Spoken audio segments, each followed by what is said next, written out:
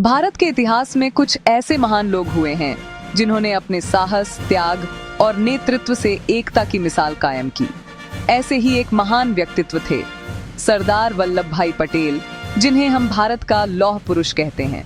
आज हम जानेंगे उनके जीवन की प्रेरणादायक कहानी, एक छोटे से गांव के साधारण लड़के से लेकर भारत को एकजुट करने वाले नेता तक की यात्रा।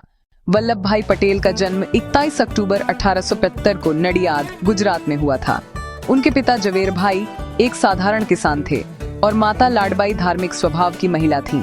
बचपन से ही वल्लभ भाई बहुत मेहनती, ईमानदार और निडर थे। कहा जाता है कि जब वे स्कूल में थे तब भी उनकी नेतृत्व क्षमता सबको प्रभावित करती थी। उन्होंने अपनी पढ़ाई पूरी की और इंग्लैंड जाकर लॉ की डिग्री हासिल की। वकील बनकर भारत लौटे और बहुत कम समय में सफल वकील के रूप में प्रसिद्ध हो गए। वल्लभ भाई पटेल का जीवन तब बदल गया जब उन्होंने महात्मा गांधी का भाषण सुना।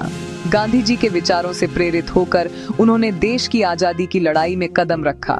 उन्होंने अपने आरामदायक जीवन और वकालत को छोड़कर गरीबों और किसानों के हक के लिए आवाज उठाई। उनका सबसे प्रसिद्ध आंदोलन था खेड़ा सत्याग्रह और बारडोली सत्याग्रह। बारडोली आंदोलन की सफलता के बाद लोगों ने उन्हें प्यार से नाम दिया सरदार। सरदार पटेल ने अहिंसा और सत्य के रास्ते पर चलते हुए ब्रिटिश सरकार के खिलाफ कई आंदोलनों का नेतृत्व किया। वे भारतीय राष्ट्रीय कांग्रेस के महत्वपूर्ण नेता बने। आजादी की लड़ाई में उन्होंने एकता और अनुशासन पर हमेशा जोर दिया। उनका कहना था, एकता ही हमारी सबसे बड़ी ताकत है। 1947 में जब भारत आजाद हुआ तो देश के सामने सबसे बड़ी चुनौती थी 565 रियासतों को एकजुट करना। यही वो समय था जब सरदार पटेल ने अपने लोहे जैसे इरादे दिखाए।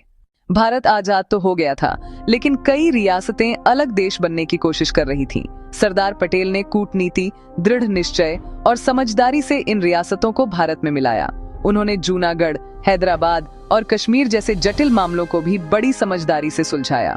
उनकी इस उपलब्धि के कारण उन्हें कहा गया भारत के एकीकरण के शिल्पकार। सरदार पटेल ने स्वतंत्र भारत के पहले उप प्रधानमंत्री और गृह मंत्री के रूप में कार्य किया। उन्होंने आईएएस, आईपीएस जैसी सेवाओं की नींव रखी ताकि देश में प्रशासनिक मजबूती बनी रहे। 15 दिसंबर 1950 को उनका निधन हो गया, लेकिन उनका योगदान आज भी हर भारतीय के दिल में जिंदा है। 2018 में उनके सम्मान में स्टैच्यू ऑफ यूनिटी बनाई गई, जो दुनिया की सबसे ऊंची मूर्ति है। सरदार वल्लभ भाई पटेल ने हमें सिखाया, एकता में ही शक्ति है। उनकी दृढ़ता, त्याग और नेतृत्व आज भी भारत की आत्मा में बसते हैं। अगर आपको सरदार पटेल की यह जीवन यात्रा प्रेरणादायक लगी तो वीडियो को लाइक करें, शेयर करें और चैनल को सब्सक्राइब करना न भूलें। जय हिंद।